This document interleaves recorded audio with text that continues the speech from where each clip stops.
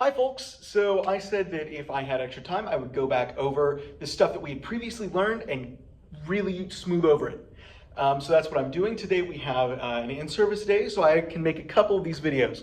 Now these will go faster than my normal classroom videos, but nevertheless I do want to go over some things from the beginning of the semester just so you have a quick reference. Now, the first thing that we went over after we did our first solfege scale was looking at the musical alphabet. Now, this is the basics of music. This is the very beginning of everything that we need to do to learn Western music. Now, we're going to think about our musical alphabet rather, in a circle. Now, we have already learned solfege. We have learned do, re, mi, fa, sol, la, ti, do. And if you need help remembering that, just remember that song from The Sound of Music, right? Doe, a deer, a female deer. So we can also call these notes a different thing. We can call them by note names if we want to look a little more scientifically at it. For example, and it doesn't matter what note goes at the top, this is just for illustration purposes. But these are our 7 musical letters. A, B, C, D, E, F, G. There we go. These are our musical alphabet. Now these keep repeating. That's the reason they're in a circle, because they keep repeating on and on and on forever and ever and ever. If you start at C, for example, and you say C, D, E, F, G, A, B, then the next note you will do is C. So let's go ahead, and if you're watching this without your textbook, this is Chapter 1 of Theory and Analysis by Clendinning and Marvin. So if we are going to, the next thing we're going to do is open our textbooks to page 5. In class we got out the whiteboards, but I'm just going to do a couple of examples here.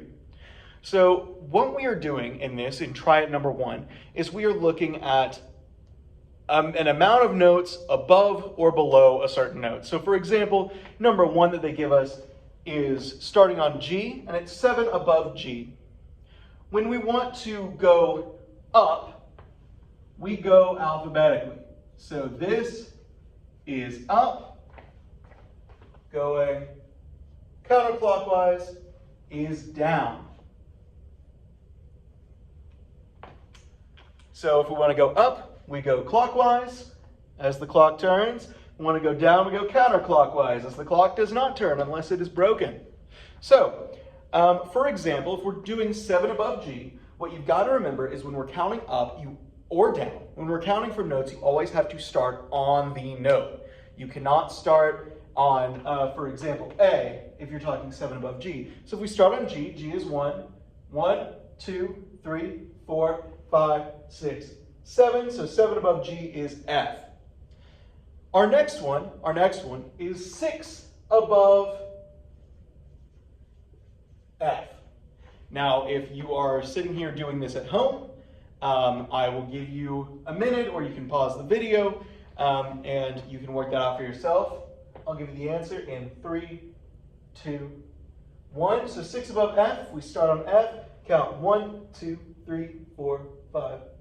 Sorry, 1, 2, 3, 4, 5, 6, and it is D. That's 6 above F. So I, in that recording, just made a mistake, right? I started on F and I counted 1 on G. You cannot do that. You have to start counting on F, or wherever you're counting from. Now, if you need to do any of these as practice, you absolutely can. We're going to try number 4 in the Clendinning book, which is 4 below B. So if here is B, we're looking 4 below. So if we're going down, we go counterclockwise. We start on B, so I'll give you 1, 2, 3 seconds to work that out. So B is 1, 2, 3, 4. 4 below B is F. And like I said, if you need more practice on that, you can ask the internet for that. I'm sure that there are many, many different versions of that practice out there. For now, though, we're going to move on, covering the next topic in the Clendinning book, which is counting in thirds. Now, this is like in math where you do skip counting. You count by threes, you count by fives, you count by tens, whatever. For example, if you're counting by threes, right, 3, 6, 9, 12, 15, 18, 21, etc., etc. You guys know your times tables, I hope, if you were looking at AP Music Theory. So, sometimes we want to skip count to make things easier for us. This will especially make things easier for us when we get to chapter 6 or 7 of the Clendinning book, which is on triads. Now, if we are skip counting thirds, it means skipping a note in our circle of note names. So for example, if we start on G, if we skip count a third, skip A and go to B. Skip count from D as a third, we count from D, skip E and go to F. So the third above D is F.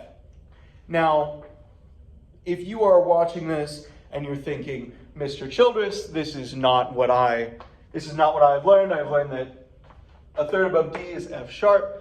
Don't worry, we're ignoring sharps and flats right now. We will get there shortly, but we're ignoring that for now. So, we are going to open up our page, our Clendinning book again to page 5 in the textbook. This is Triad 1B. So we're counting in thirds above the pitch given. So for example, the first one that it gives us is G to B to D, and then we're supposed to count 2 above that. So G to B to D, I'll give you 1, 2, 3 seconds. D to F, F to A. So all it's doing is skipping 1 each time. Now this will be very useful to us later if you are a jazz musician. This is how we'll get our flat 9 chords. This is how we'll get our 7th chords. If you are a common practice period musician, or you play in band or sing in choir and things, this is how we get our chords. It's how we get our triads. So for example, a lot of these thirds, especially if you just make 3 of them, sound really good together, which is why we like to put those together. Now there are exceptions to that, and we'll get there eventually. But if you need more of those, start on any of these notes and just practice that skip counting around the circle. All right, so that is it for our first day lesson recap. If you have any questions, please feel free to email me or look on the remind and text me. Also, if for some reason you are someone who is not in my AP Music Theory class, just looking for a refresher or wanting some new content, feel free to leave a comment. Have an amazing day and join us next time.